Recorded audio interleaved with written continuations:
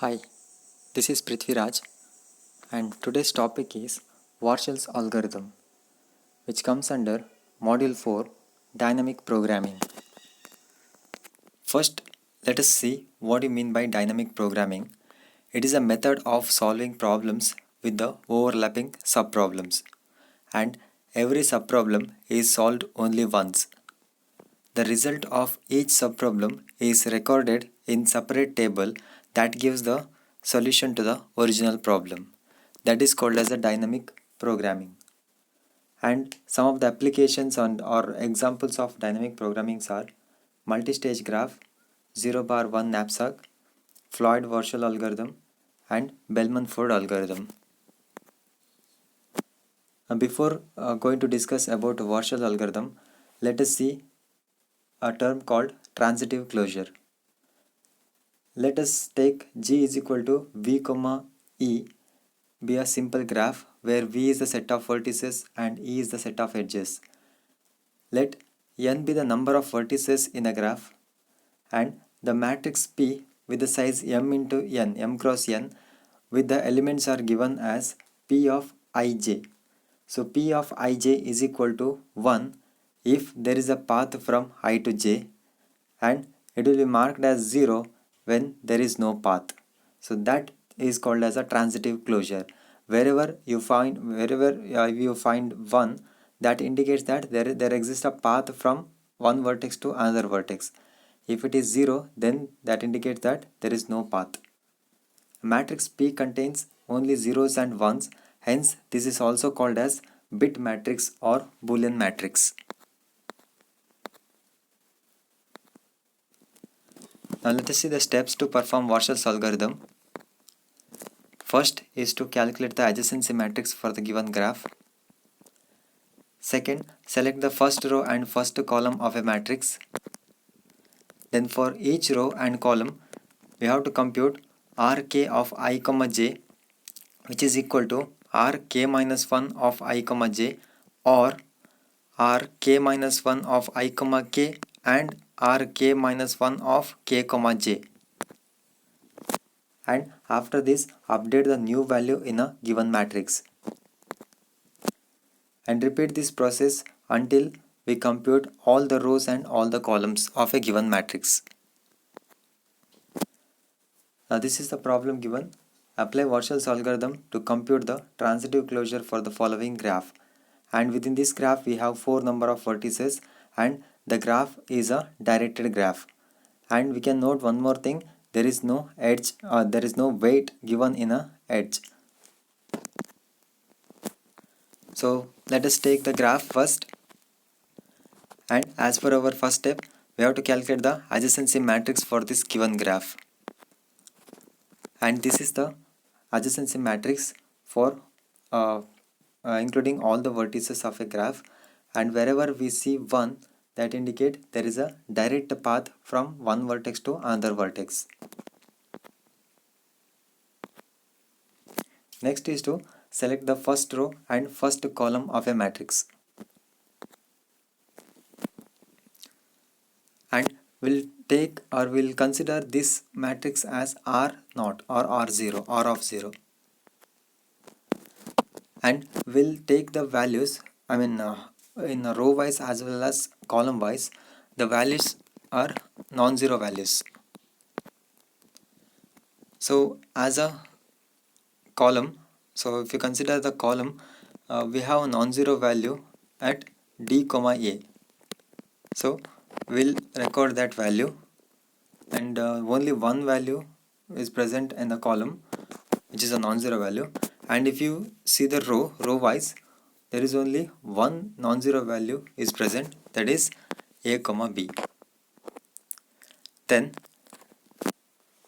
here d comma a is equal to 1 and a comma b is equal to 1, and hence d comma b is also is equal to 1. That means if there is a path from d to a and a path from a to b, then there exists a path from d to b.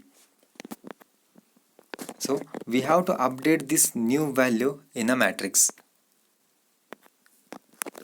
So we have updated the value initially it was 0, now it is updated to 1, and we'll take this matrix as R1. Next, we have to select the second row and second column, and we have to record the non-zero values. So in a column wise, wherever you find a value as 1, so that means there exists a path. So in a column wise, we have a comma b is equal to 1 and d comma b is equal to 1. In row wise, we have only one non-zero value, that is b comma d. So b comma d is equal to 1. In the first pair, a comma b equal to 1 and b comma d is equal to 1, then there exists a path from a comma d. So from a to d also there exists a path. So a comma d is equal to 1. So this is the first pair. And another is, if there is a path from d to b and from b to d, then there exists a path from d to d. So we will update this new value in a matrix. So new values have been updated successfully in a matrix, and we'll call this matrix as R2. Next, select third row and third column. In a column wise, we have only one non-zero value, that is d comma c. But you can observe as a row wise there exist no non-zero values in row wise, so that we have only one value across column. So no row value here. So update the new value in a matrix, and actually there is no nothing to update here, but we'll write on the same matrix once again, so that we'll call it as R3. Next, we'll select fourth row and fourth column, and we'll record the non-zero values through column wise as well as row wise. And across the column we have a comma d equal to 1, b comma d equal to 1, d comma d equal to 1, and row wise d comma a equal to 1, d comma b equal to 1, and d comma c is equal to 1. Now for all these column and row wise values, we have to find the combination, and we'll get the another value. That means we will get another path. Again we have one more value, d comma d is equal to 1. So now we'll find the combinations. A comma d equal to 1 and d comma a is equal to 1, then a comma a is equal to 1. Then for the second one, a comma d, d comma b, then there is a path from a comma b. A comma d, d comma c, hence there is a path from a to c. A comma d and d comma d, hence there is a path from a to d. Then b to d and d to a, so there is a path from b to a. B to d and d to b, then there exists a path from b to b. Now b to d and d to c, hence there is a path from b to c. B to d, d to d, hence a path from b to d. Then d to d, comma d to a, hence there is a path from d to a. Next, d comma d equal to 1 and d comma b is equal to 1, hence d comma b is equal to 1. D comma d equal to 1, d comma c equal to 1, hence there is a path from d to c which is equal to 1. D comma d is equal to 1 and d comma d is equal to 1, hence there is a path from d to d. Here it may repeat number of times, it may repeated, but the thing is there exists a valid path from one vertex to another vertex. Okay, so we have computed all the values and we got the new values as well.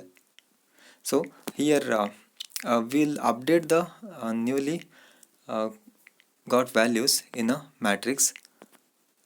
So This is the value that we got in this iteration, and for this given graph, this is the transitive closure.